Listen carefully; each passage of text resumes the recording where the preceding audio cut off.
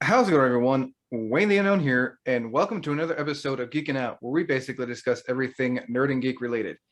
Tonight, we got something special for you. I'm joined here by Prop Master Mark Richardson and a new episode called Prop Master Talk. Thank you for coming on, Oh, Mark. hey, how's it going? It's going pretty good. So I guess to begin, how long have you been how long have you been a Prop Master for? Hmm. I started early 80s, I'd say about 84, 85. Um, I started off as an actor and I got a part in a small film. And, you'd go in there and you work for a day and then you're gone. And it had to do with weapons and, on being on set talking about stuff. They found out that I had a weapons license at a young age, and they hired me on to do weapons on it. So I've been doing it ever since, doing props and weapons. Nice. I guess before we go into more about your Prop Master, what was the movie called that you were in? That was called. Oh my God! You think I'd remember, but I want to say Night of the Comet. I think it was called. Yeah, Night Nice. of the Comet. Yeah, it was just a small part. I had a background thing. I got my SAG card on it, but I don't think I ever ended up in it. But I did start working on it. Nice. Was that also the first movie you did props for, or was that later on? Yeah, I mean, I don't even think I did props with those people. They just kind of showed me the way and kind of hired me just to clean a weapon or something like that. But yeah, that's kind of how I got my start with it.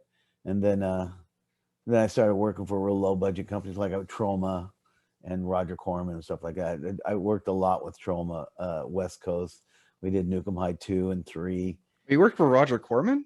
Yeah, yeah, I did Mask of the Red Death with Roger Corman, and I remember being, and it was the the studios back then was a lumber yard. It used to be a lumber yard, and they turned it into a studio. And I remember being in on set. I think I was set dressing, and Roger Corman was talking with one of the producers, and he was saying, he liked the set that they had built, and he was going. He wanted to put it as added footage in a Boris Karloff film, and he was always he was always coming on set to try to make money off of stuff that he'd already done. Even what we were doing Master of the Red Death, and that was a sequel to his another version of that he had already done. I mean, it must have been nice working with someone like him. He's been doing a lot of movies. Yeah, I didn't really work with him as far as just kind of like he would come around, and it's not like he would just kind of hover about every once in a while, But he was a nice enough Joe. I never really got to know him or anything. It was his wife that was producing that movie. Yeah, his wife was producing it, and he was just kind of helping her out. Nice. So long ago, I'm screwing up all. I'm sure I'm screwing up all that stuff, but yeah, My it was just like cat, sorry. She likes to get everywhere. we just fed our cat because he was meowing so loud to keep him quiet. Sorry about that. I don't know who saw that. Now also, of course, I had to do my research for this. You worked as a prop master for Mighty Morphin Power Rangers back in the 90s. Yeah, for the first 10 years, I worked on Power Rangers. And it was weird because like I'll go to Walmart and I'll be walking down the aisles and they'll have like one of the Ranger toys, and it will come with like something from an episode, and that little something would be something I created at the last second or had to make. Everything I made was out of necessity and not out of creativity. And I think they had like an Alpha and a Zordon, and the Alpha came with little slippers, because what happened in that episode was Zordon wakes Alpha up, and the robot has like these little bunny slippers, and at the last second, I grabbed a teddy bear and glued two bowls together and put a red tape around it and put ping pong balls on it and cut a hole and stuck it like an Alpha head on the teddy bear. And just at the last second, I thought it'd be cute. He comes walking in with this robot, or Alpha was always a girl, but on the TV show, a guy. the first transgender robot. The that robot toy that I just threw together and made it onto the little toys. Now when you buy Alpha, you get that little robot toy. I love stuff like that. The only problem is like I'll be at like a convention or something, and somebody will go walking by with my communicators that I created, and I'll walk up. I go, "Hi, I created that," and they're like wanting to get away from me as fast as possible. Yeah, sure you did. I guess it's kind of creepy to come wandering up and say you made their space communicator.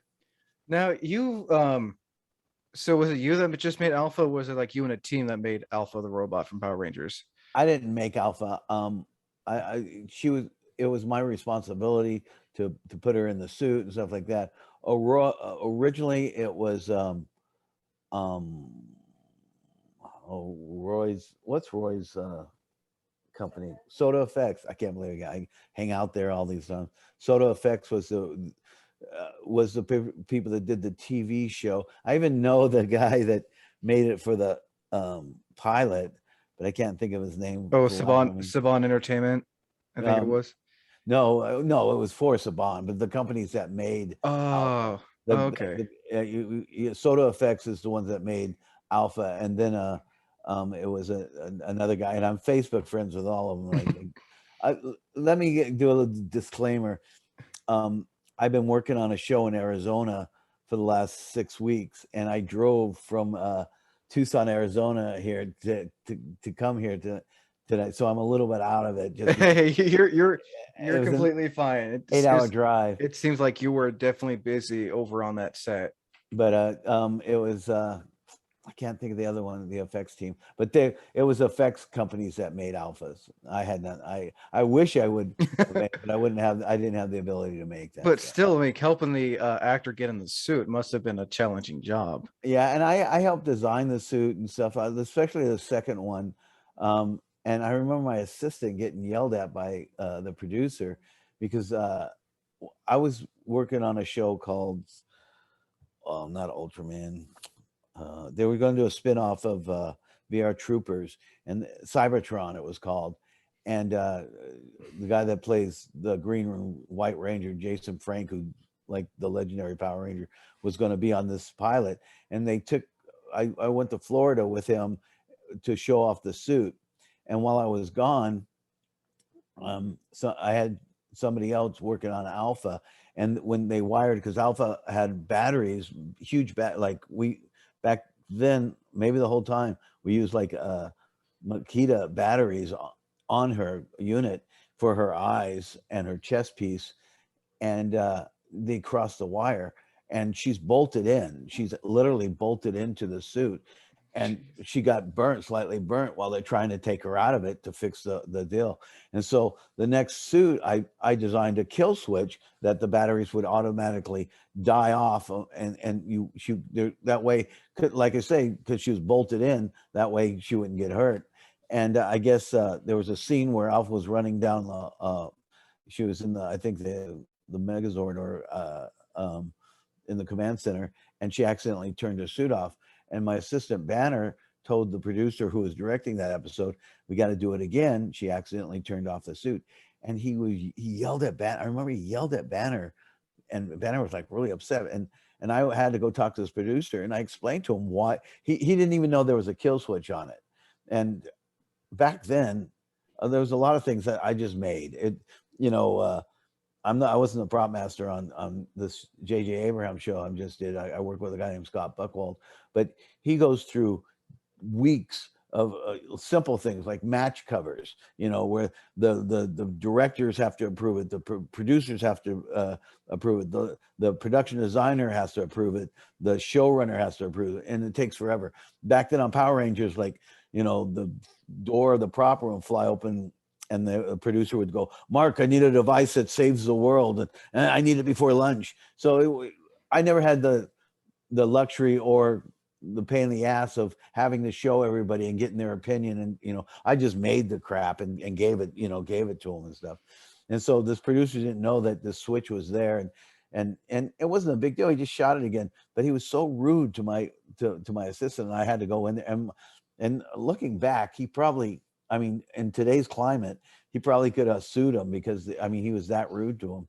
But it was a safety thing, you know. It just shows you, even with the climate right now, with the tragic death of the DP, it just shows you how producers, a lot of times they don't think about the safety of things. They don't think, you know. And for him to get angry that I put a device, and when I explained to him, he still didn't get it. She's locked in a suit, which probably is illegal now. She's bolted into a suit that has 2 Makita batteries shoved in there, and if if it goes awry, she would have had a severe burns in and stuff. But I don't know why we're talking about this. I shouldn't even bring it up. It's a weird story, but yeah, that actually happened. That's crazy. So back to your prop making. What was the very first prop you ever made? Oh, darn. If you can remember that far back. I can't remember that. No, I don't. I mean, it was, it was probably for some wacky thing for Trauma, because the Nukem High series was the weirdest show ever, because Eric Lazelle was the writer, producer, director, and he would go, "Mark, come here, grab some bikini girls and get a cameraman, the sound guy, go do something creepy over there. I'll be going over there. Mark, wait, do something funny and then make it creepy." Okay, so I would just we're just making stuff up. But I remember I had to make, and a lot of the stuff, I mean, it's Trauma, so you can get away with murder. But I remember this guy was supposed to have like this weird iron lung, and I went to a Halloween store and found like like somebody's chest cavity, and we put some kind of a I think it was a alarm for smoke alarm in them and stuff like that. And I remember having a tube and blowing in smoke, and then that's something. It was something for Trauma. It was something really wacky like that. But I love that though. I love just making stuff up on the, literally making things up, and then 6 months later seeing it on film. Some of the stuff was like a little iffy, but a lot of it was iffy. But yeah, that was a lot of fun though. And to have that power to just to like make stuff that's going to be in a movie, it was crazy back then. I love that. And we because I don't know why Eric did it, but he just trusted me to write stuff, and half the times I'd write it and then I couldn't get anybody to want to do it, so I would jump in front of the camera and do it and stuff like that. And Nukem 2 and 3, I mean, it's definitely a West Coast version of Trauma, because Trauma has a really good New York look to all their films, and Nukem High, it was 2 and 3 were girls in bikinis, guys with surfboards, that kind of thing. It was just really weird though. Now you've also had the chance to work on some horror movies as well, like Piranha 3D, Halloween 2007, and The Devil's Rejects, if I'm not mistaken. Yeah, I did the shootout at the Spawn Ranch for Devil's Rejects, and I was the prop master on the last day of shooting, but I was the on-set master the whole time on Rob's Halloween. And yeah, I was the on-set for Piranha 3D, which was a pain in the ass. It was a great director. I mean, we were just understaffed. It's funny because I just finished a show with a French director named Sam. In fact, if you go on Netflix, he's got a show called Marianne. It's a series that he wrote and directed. Really creepy. But I worked with him, and but when I did Piranha 3D, it was a really talented director, and I admired his work. He did the remake of Hills Has Eyes, but he also did Haunt Tension, which I thought was brilliant. Also, he did that alligator film that came out recently. What was that called? That alligator film? What was it called? Yeah. I know which one you're talking. It came out like last year, year before. A girl has to save her father from a basement full of alligators. Yeah, I've heard of that one. Haven't seen it, but it looks good. The director's brilliant, but we were understaffed. And when you're understaffed, and if you watch just the trailer for Piranha 3D, we have hundreds of extras, and every one of them's got a prop in their hand. and I was literally swimming from boat to boat, diving off boats, propping it because we're out on Lake Havasu at 115 degrees for 6-day weeks. It was just painful. You know, and I watched the film and I like it. I think, you know, and I was able to work with, you know, legends. I remember we were out on they made a dock, and there's a scene where and K&B were the effects guys, and Kurt was telling me about doing a zombie TV show, and I was going, zombie TV show, man. I think the world's kind of, I didn't say this to him, but I was thinking the world's kind of burnt out of zombies, as much as I love zombie movies, you know, but whatever, take your little Walking Dead TV show and good luck with that. But it went on to be a huge success. But I remember it was like 3:00 in the morning, and Arizona nights are velvet. They're just these gorgeous pitch black nights. And I was sitting on this dock, and behind me I hear Ving Ray goes, "You ever seen a ghost?" And I turned around, and Ving Ray sits there, and his voice telling me ghost stories at 3:00 in the morning, and stuff like that is just priceless. You know, especially for a geek that I am, and you know, to listen to him and his voice. He's a cop in the movie, and you know, telling me all these ghost stories because he was bored. There was nothing to do while they were setting up. There's a scene where they find a body in the pier. In fact, the body was a fake version of Richard Dreyfuss. In the very beginning of Piranha 3D, Richard Dreyfuss is dressed up like Hooper from Jaws. He's in a little dinghy.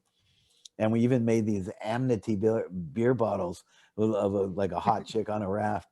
But and at the very beginning, I'm watching it, and he reaches in and he grabs the beer bottle. But when he reaches in, it's an underwater shot. But for some reason, when they did the camera test, I brought the bottles, and I was doing the camera tests with them, and it's my arm that goes in and grabs the beer and pulls out. I was like, I'm an Academy Award winning. Like I got to give him this hand a little bit more. And but yeah, I was really surprised at that. But it was a really, really hard show to do, and I don't think. I don't know. I just think I could have did a little bit better on that show. You can't tell the problems that I had, but I mean, the show is just overwhelming. If you watch it, just hundreds of extras getting ripped apart by Piranha and stuff. I want to say it was fun to work on. I'm glad I worked on it, but it was a pain in the ass. It was a really difficult shoot. So aside from Piranha 3D, Halloween 2007, and Devil's Rejects, have you worked on any other horror movies? Yeah, you know, I've worked, you know, I love horror films because I'm a horror guy, but you know, the gamut of really bad ones I've done, and but you know, like I did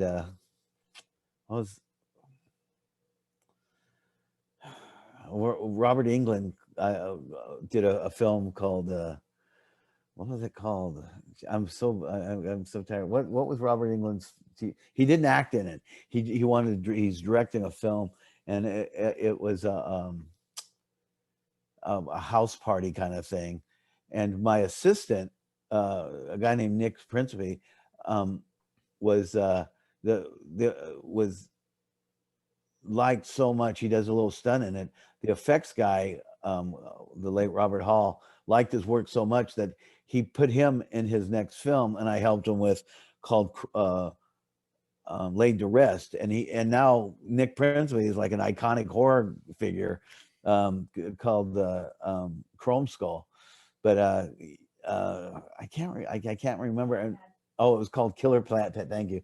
Killer Pad was Robert Englund's show. And when I went in there to talk to him about it, Kane Hodder's name came up, and Robert didn't realize this, but when I was doing the remake of 2001 Maniacs with him, I just finished working with for a time on Devil's Rejects, and we were all shooting at this place called at this ranch up by in Santa Clarita, and this was right when they decided not to go with Kane Hodder as Jason for Jason versus Freddy. And Eli Roth was the co-producer of 2001 Maniacs. And I said to Eli, I go, we should get Kane, because he was the stunt coordinator on Devil's Rejects, we should have him do a little cameo for the fans, and we'll have Kane and Robert Englund in this scene. And I went with Eli, and we went and we talked to Rob, and Rob was like, sure. And so we got Kane, and we did the little cameo and stuff. And when I went to interview for the job with Robert Englund, he starts telling me about how, he was shooting 2001 Maniacs, and he thought it'd be a really great idea to do this scene with Kane Hodder. And I'm like, wait a second, that was me. And then Eli Roth was thought when it came out, goes, just for you fans, I've decided to bring Kane Hodder. It's like, wait a second, that's me. But whatever, they're the famous ones. I'll let them do that. Yeah, so I also work for PM Entertainment. So with PM Entertainment, they did a bunch of low budget films, and then I did if you IMDb me, you'll see that like every Dead and Deader, House of the Dead 2, a lot of sequels.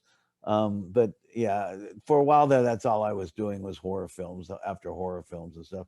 I think the last film I literally had a part in was Sid Haig's last film, and Dick Miller's last film, a horror film called Hanukkah, written and directed by my friend Evan McGar from Mad Monster. But yeah, I mean, if I had my way, I'd be doing horror films all the time. My biggest problem with doing horror films all the time is there's not that much money in it. I remember I was working on The Prestige, and Scott Buckwald was the prop master, and I go, hey, I got to go quit because I got to go work on Dead and Deader. And he's going, wait, you're going to leave The Prestige to work on some low budget zombie movie? And I was like, yeah. And thinking back, that was pretty damn stupid. I'm working with some of the greatest actors of all time and one of the greatest directors of all time, and I leave to do Dead and Deader. But it seems like you've definitely again have done a lot over the past few years. Now, one thing I always ask in these kind of interviews, what kind of advice would you like to give to someone who's thinking about wanting to get into this field of work? Doing props? Yeah, doing props. I don't know. There's a couple of things. I mean, because I always have that one guy going, oh man, I would kill to do this. I love this. I love this. I really want to do props. I really want to do props. And they last about a half hour. The prestigious, well, right now it's kind of weird, but the fact is you really need to be an armorer if you're going to do props. If you're not strong with weapons, don't get in this industry, or because it calls for that. And I think because of this disaster with a non-union, inexperienced idiot, I honestly believe we're not going to use blank firing weapons because of that. I honestly believe all these guns are going to look like sci-fi original movies where, the actors going bang, bang with a flash, and, maybe it's going to look horrible. And each time, and I know I go on a little tangents all the time, but each time this has happened with The Crow, and with what happened on Rust, non-union, inexperienced people, and death occurred. Stop. And they go, now Alex Moses, we got to bring cops. No, we don't need cops on set. Hire us. There's a whole protocol that we have to do as prop people with weapons. There's a whole protocol that we have to do that none of these people have done. None of these people do what we're taught to do. I mean, you're trained and you nearly got 40 years experience. Yeah, I have 40 years of experience, and a lot of people, because you always get those guys that work like, I did stunts at Magic Mountain's Batman show, and we had a gun, and I know how to do that. No, you don't, buddy. You haven't been in the field. You don't know what the pressure is. You don't have the AD goes waiting on props. You don't have a gun jamming. You have to just go, screw everybody.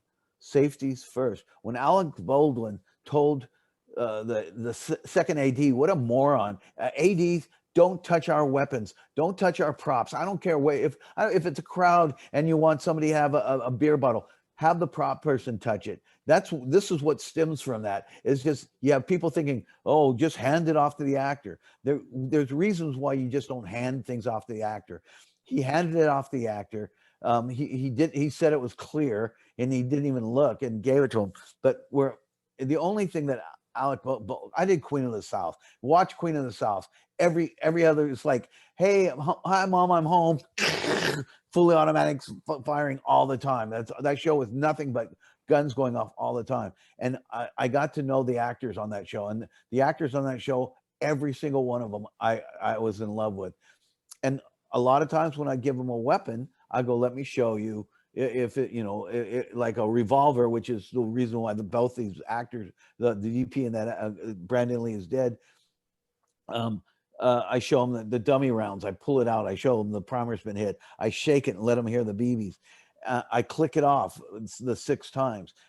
That's the only way to do this. You have to make sure, and the actor gets to know you. They're friends with you. They trust you. Basically, give them a quick schooling lesson on prop safety, whether it's a sword or a firearm. And what happens is, some of these prop people or these non-union prop people, they just go, oh, you trust me here. No, even when Alex Bolden should have said, well, how do I know it's clear? How do I know there's, he didn't say that. And the AD would have just went, duh. I don't know. I'm not a weapons guy. I'm a second AD. Look, I have a better walkie antenna than the PAs, because he didn't do that. I'm bitter towards the ADs right now. Second ADs. But he didn't do that. And actors always tell me they trust me. It doesn't matter if they trust me. I have to go through this. It's the protocol. It's the procedure that we do. That being said, if you don't want to take the training for weapons, don't do props. Go to camp. Be an AD. They make more money than I do anyway. The second ADs, they get residuals for coming up to me and say, hey, I got 6 extras. What can they be doing? Oh, I don't know. Here's a skateboard. Here's a camera. You tell them what to do, and they get residuals because they're directing the background for it. But if you don't want to do that, and I'll tell you something else, I'll show you how to strip a gun out, clean it out, and throw it back together and stuff, and do it in the scene, and then move your chair from here to there. It's one thing that's being props is probably the most, besides PAs, who are the hardest working people in the world. Doing props is very humbling, because when they come in and you're sitting there and you're trying to get something done, you're creating something, or you put something broken, you're fixed, and you have an assistant going, John's buddy came and we need 3 chairs, and I have to stop what I'm doing to give them chairs. It's a humbling, and also being a prop guy, you have to be able to be the master of all trades. You really do. On say Switched at Birth, all of a sudden we have a girl that's an artist. I have to learn everything there is, or Make It or Break It. Here's another ABC Family show. I had to learn what it's like to be a girl gymnast. I need to know how they dress, how they wrap themselves. Every show I go on, I have to learn everything I can learn about that. Weapons is one thing, because it's a tactical thing. There's different ways police hold weapons. That's something you always have to know. But when you go on a show and like I say, they're a gymnast, or they are sign painters. There's things that you have to learn that they're going to need. You're going to have to do your research on every character you have, and if you're not up for that, don't do it. Like I say, makes my wife teary-eyed every time. I had a friend, a really good friend of mine.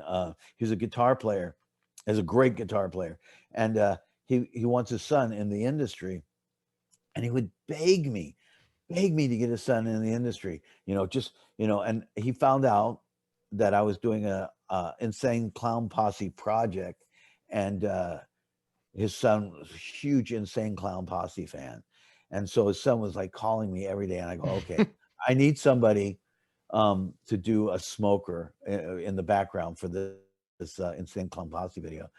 It wasn't ICP, but it was one of their guys, and it was called Night of the Chainsaw, and he'd be, I'll be there, you know, let me, you know, I really want to work in props.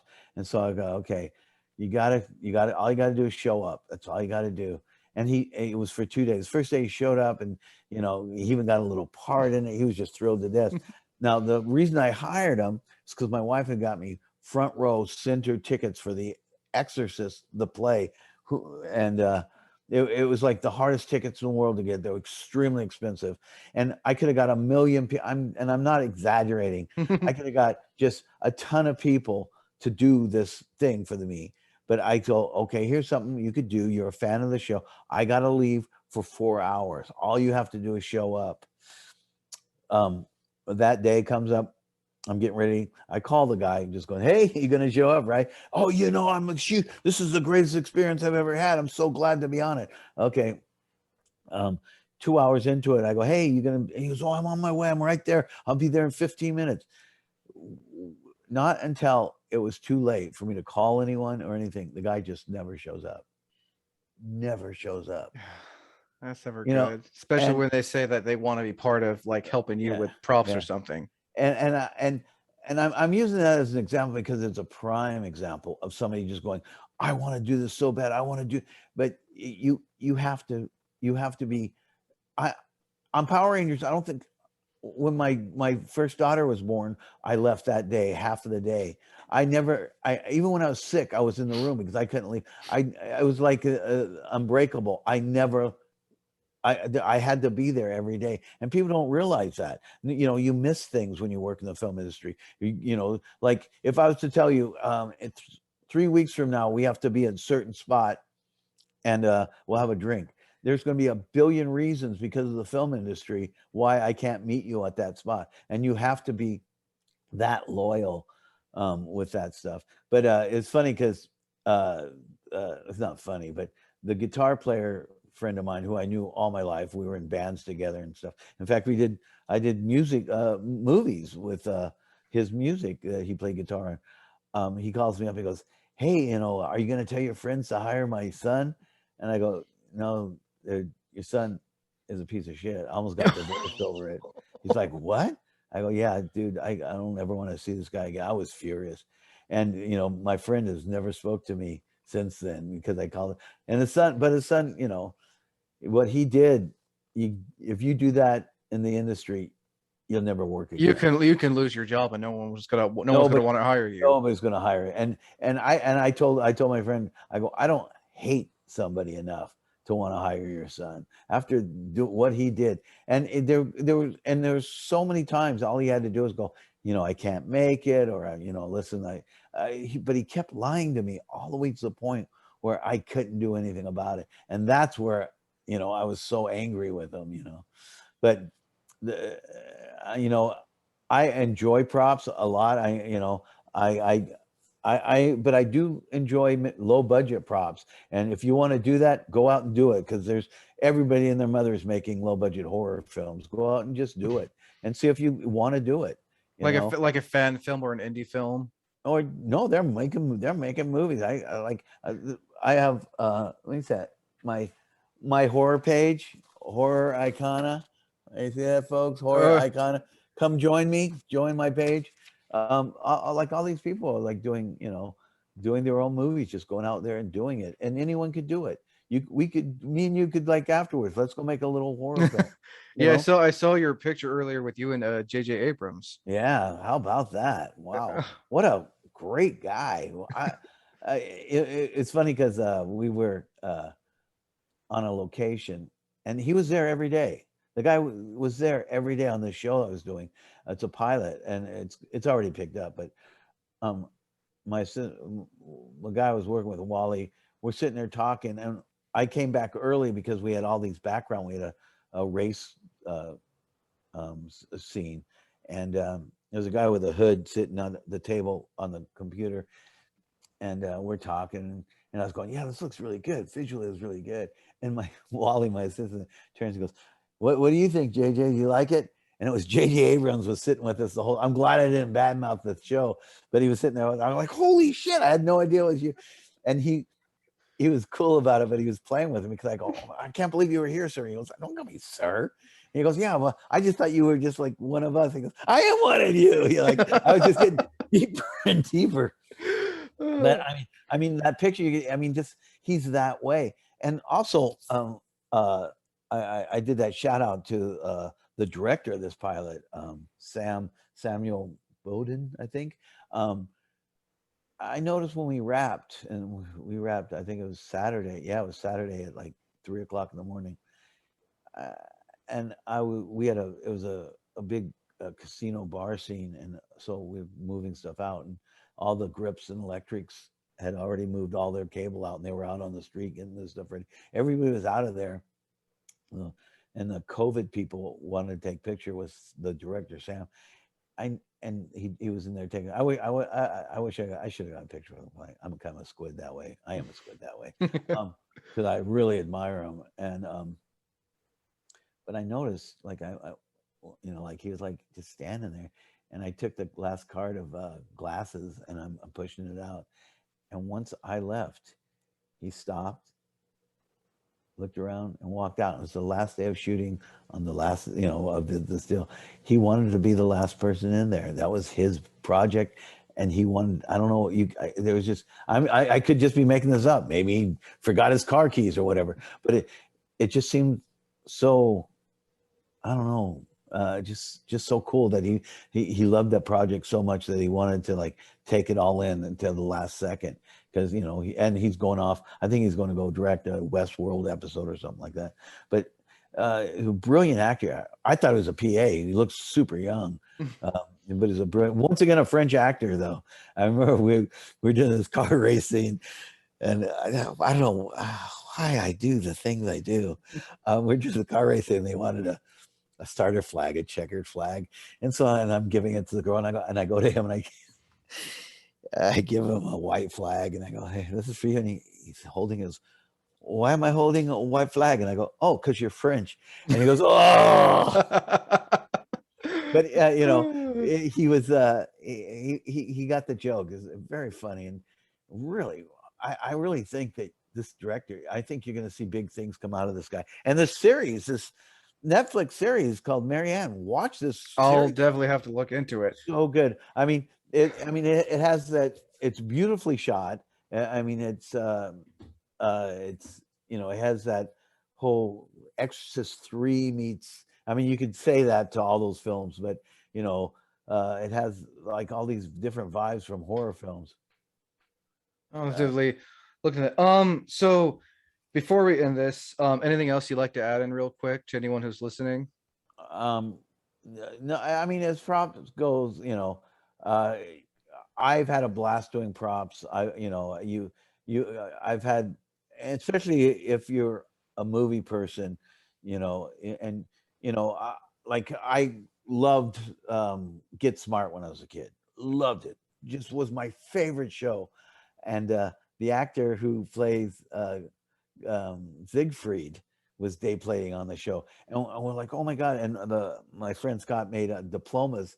He swore us in as agents of chaos, to be actually sworn in by Siegfried. And stuff, those kind of moments happen all the time. You always have, we're always gonna, if you're a geek like me, you like to go to conventions, sit at the table and take a picture with one of your favorite actors and stuff. There's a big difference when you're working side by side with this guy for hours and hours and hours. Yeah, that is watching them work and watching them how they come about and watching how brilliant they are. I know there's a lot of people that don't like Rob Zombie, and I don't get that, because if you're a Texas Chainsaw Massacre fan, that's he wears that on his sleeve. But to see Rob make choices that he made, at the last second, that when I watched it, I was like, wow, it's really good. To be able to experience people making those films. I remember growing up, I always envied, people that, they said their dad worked on the Munsters, or their dad knew Boris Karloff. You know, this is, the fact that I get to be with these people and work with these people all the time, people that I admire and look up to. It's really, that's what's good about doing props. I mean, eh, and not to mention that a lot of times, like, you know in Power Rangers, I was Lord Zed in Turbo. Hey Mark, come over here and be this. And Queen of the South, I was all excited because they had like these assassin rodeo clowns. I was like, I want to be an assassin rodeo clown. I'm so, I'm in a rodeo clown makeup with two MP5 machine gun pistols firing. Like, it's fantastic. And I could only say that, working on films, when you work on films, that's another thing. Like I wasn't a big Blair Witch fan, and then I worked with the director of Blair Witch, and he was brilliant. And I was like, I gotta go watch that film again. You see things, and you witness things that you never see as just watching the film. When you're on set with these people and you see how things happened or how they do things, it makes you admire all that stuff. So Oh yeah, no, definitely. Also, I have to give a real shout out to Dave here for actually, setting up this interview and everything. yeah, I thought David was going to be here. I meant to get a hold of him. I just Well, what's the name of his shop? Do you know? Retro Wormhole. Okay, I'm gonna show up there. He tried to get me over there over and over and over again, and like I was gonna go last Saturday, and we had to shoot, and so I couldn't go. So I'll be there, and I'm gonna bring some props, and I'll have like power coins from my original molds and stuff like that. So sooner or later, I'm gonna be there. So Nice. thanks, and thanks, David, for hooking us up. Oh yeah, no, big shout out to Dave. Yeah, no, thank you. And I think that should about wrap it up. Again, everyone, I'm joined here by prop master Mark A. Richardson. Again, prop master for Power Rangers and in many other movies. And as always, I'm Win the Unknown. Thank you for listening. Until next time, thank you for watching.